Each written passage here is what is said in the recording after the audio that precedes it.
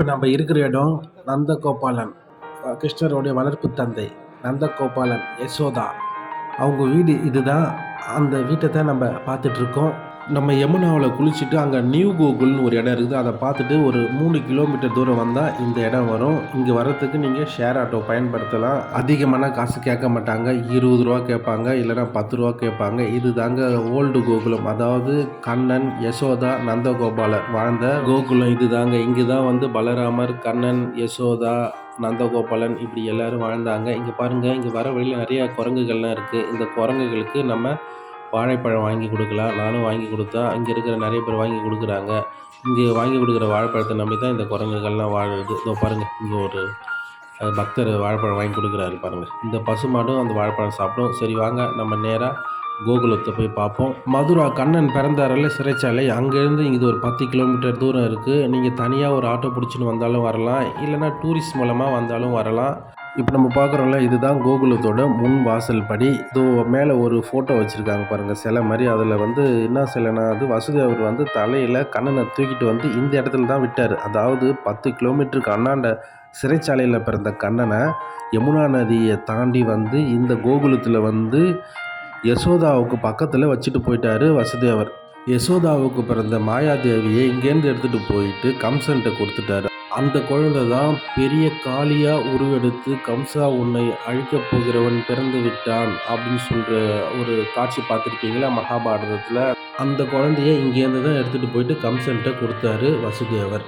இப்போ நம்ம பார்க்குற இந்த கோகுலம் 5100 ஆண்டுகள் பழமையானதுன்னு சொல்கிறாங்க. இங்கே வாங்க நம்ம உள்ளே போய் பார்ப்போம். இதை பாருங்கள், இங்கே இருக்கிறாங்கலாம் நிறைய பேர் பிராமணர்கள் தான். ஆனால் நம்ம ஊர் பிராமணர்கள் மாதிரி இருக்க மாட்டாங்க. அவங்க ஒரு வித்தியாசமான ஒரு பிராமணர் மாதிரி இருப்பாங்க. ஏன்னா இங்கே குளிர் அதிகம், அதனால் எனி டைம் சட்டை தான் போட்டுட்ருப்பாங்க. இங்கே தாங்க கண்ணனும் பலராமனும் ஓடி பிடிச்சி விளையாண்ட இடம். இதுதான் வசுதேவர் யசோதா வாழ்ந்த இடம். எப்படி இருக்குதுன்னு பாருங்கள். இங்கே இருக்கிற ஒவ்வொரு தூணும் 5100 ஆண்டுகள் பழமையானது. இங்கே இருக்கிற ஒவ்வொரு தூணுக்கும் மஞ்சள் ஒரு துணியை கட்டி அதுக்கு தினமும் பூஜை பண்ணுறாங்க. ஏன்னா இங்கே இருக்கிற ஒவ்வொரு துணியும் பகவான் கிருஷ்ணர் தொட்டு விளையாண்டதால் இந்த இடம், இந்த தூண் அனைத்தையும் பகவான் கிருஷ்ணராகவே பார்க்குறாங்க. இப்போ நம்ம பார்க்குறோம்ல, அங்கே தான் வந்து யசோதா, நந்தகோபாலர், கண்ணன் போன்ற திருவுருவ சிலை இருக்குது.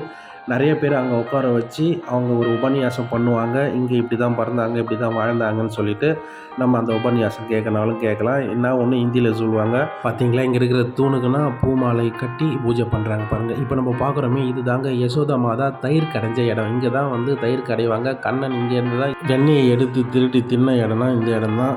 மிகவும் முக்கியமான இடம்ன்றதுனால அந்த காலத்தில் எப்படி இருந்ததோ அதேமாரி பழமை மாறாமல் வச்சுருக்கிறாங்க. இங்கே வந்து நீங்கள் பார்க்கும்போது இன்பமாகவும் ஆச்சரியமாகவும் இருக்கும். அந்த காலத்தில் இப்படியெல்லாம் இருந்ததாங்களா சொல்லிட்டு.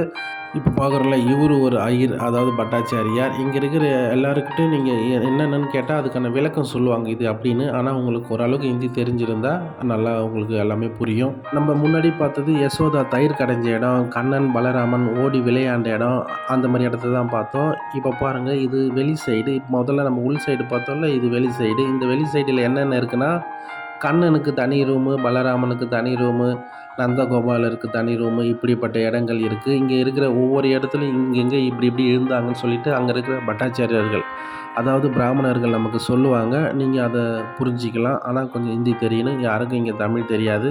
அந்த கோகுலம் கிராமத்திலே நந்தகோபாலர் மட்டும்தான் ஓரளவுக்கு வசதியான ஆள். மற்ற மக்கள்லாம் கொஞ்சம் வசதி கம்மியாக இருந்தாலும் ஆனால் எந்தவித கஷ்டமும் இல்லாமல் வாழ்ந்தாங்க. இங்கே பாருங்கள், இங்கே தான் வந்து வேலை செய்கிறவங்கன்னா இங்கே தான் வந்து வேலை செய்வாங்களாம். நிறைய பால் கறப்பாங்களாம், அதை வந்து வெண்ணெயாக மாற்றுவாங்களாம், அதை தயிராக மாற்றுவாங்களாம். அப்படி இங்கே நிறையா வேலை நடக்குமா. இங்கே நிறையா பணிப்பெண்கள், பணியாட்கள்லாம் இங்கே நிறைய பேர் வேலை செய்வாங்க. இப்போ இங்கே கோகுலத்தை பொறுத்த வரைக்கும் பிரதான தொழில் என்னென்னா, பசு மாட்டை வளர்த்து அதிலிருந்து பாலை எடுத்து தயிராக்கி, வெண்ணெயாக்கி, நெய்யாக்கி விற்கிறது மட்டும்தான். வேறு எந்த பிரதான தொழிலும் இல்லை. அதுக்கான இங்கே நிறைய வேலைகள் நடந்துருக்கு. நம்ம ஒருத்தவங்க வீட்டில் ஒரு 10 பசு வச்சுருந்தாலே பெரிய விஷயம். ஆனால் இங்கே ஒவ்வொரு வீட்லேயும் 1000 பசு, 2000 பசு இருக்குமா. நந்தகோபர்கிட்ட மட்டும் வந்து 4 லட்சம் பசு இருந்தது. அவர் தானம் பண்ணாலே ஒவ்வொரு பிராமணர்களுக்கும் 1000 பசுவை தானம் பண்ணுவாராம். அப்பேற்பட்ட பசு இங்கே வளர்த்துருக்குறாங்க. அதுக்கான இடமும் இங்கே இருக்குது. நம்ம அதை பின்னாடி பார்க்கலாம். இப்போ நம்ம பார்க்குறோம்ல, இந்த அரச மரத்தை தான் யசோதா சுற்றி வந்தாங்களாம். இன்னும் 5000 ஆண்டுகளாக அது அப்படியே தான் இருக்குது. அந்த மரத்தை சுற்றி வந்தால் கல்யாணம் ஆகும், குழந்தை பிறக்குன்னு ஒரு ஐதீகம். குழந்தை கண்ணனை பார்ப்பதற்காக பகவான் சிவபெருமானே இங்கே வந்தார். அவர் வந்ததுக்காக இங்கே அவருடைய அடையாளங்கள், நந்தி, அவர் சிவபெருமானுக்கான கோயில் எல்லாமே இருக்குது. கண்ணன் மீது அவ்வளோ ஆசை. கண்ணனை குழந்தையா பார்க்கணும் அப்படின்றதால கைலாயபதி பூமிக்கு வந்து பகவானை பார்த்துருக்காரு. பார்த்தீங்களா எவ்வளோ விசாலமான இடம்னு. அப்போ தான் இங்கே எவ்வளோ பசுக்கள் கட்டி இங்கே எவ்வளோ பசுக்களை வளர்த்துருப்பாங்கன்னு நம்ம இங்கே பார்க்கும்போதே தெரியுது. இது மட்டும் இல்லாமல் அந்த பக்கம் இருக்குது, அந்த பக்கமும் இருக்குது. எல்லா பக்கமும் இவ்வளோ இடம் இருக்குது. சில இடங்களை மட்டும் கொஞ்சம் பழமையாக இருந்ததுனால இவங்க ரீஒர்க் பண்ணியிருக்காங்க. ஆனால் பல இடங்கள் வந்து 5000 ஆண்டுகளுக்கு முன்னாடி எப்படி இருந்ததோ அப்படி தான் இருக்குது.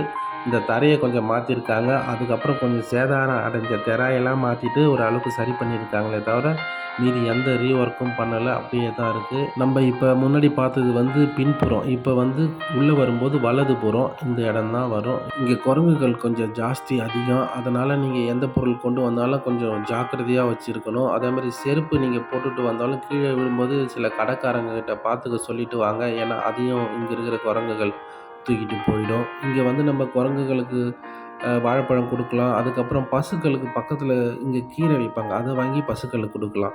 ஏன்னா இங்கே பகவானுக்காக நம்ம அதை செய்யும்போது நமக்கு நிறைய புண்ணியம் கிடைக்கும். இதோ பாருங்கள், கோகுலத்தை சுற்றி உள்ள இடங்கள் இதுதான்.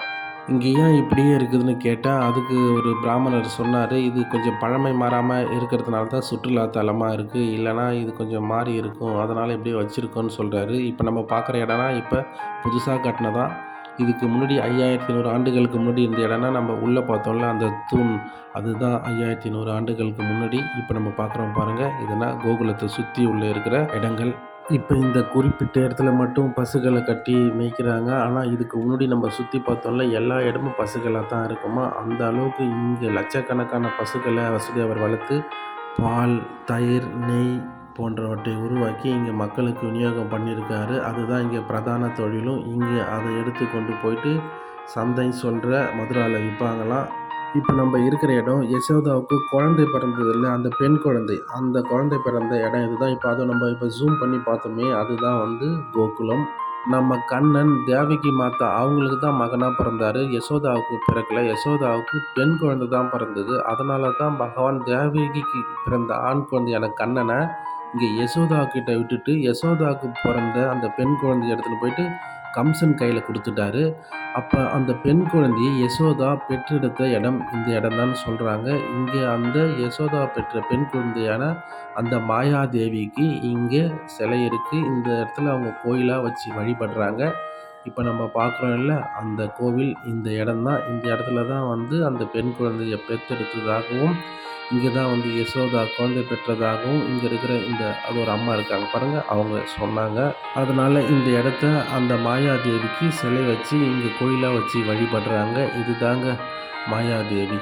இவங்க தான் இந்த மாயாதேவி. இவங்க தான் கம்சன் கையிலேருந்து நழுவி போயிட்டு மேலே பறந்து உன்னை அழிக்கப் போகிறவன் இந்த பூமியில் பிறந்து விட்டான்னு சொல்லுவாங்க பாருங்கள். மகாபாரதத்தில் அந்த ஸ்ரீ கிருஷ்ணா நாடகத்தில் அந்த மாயாதேவி பிறந்த இடம் இதுதான்.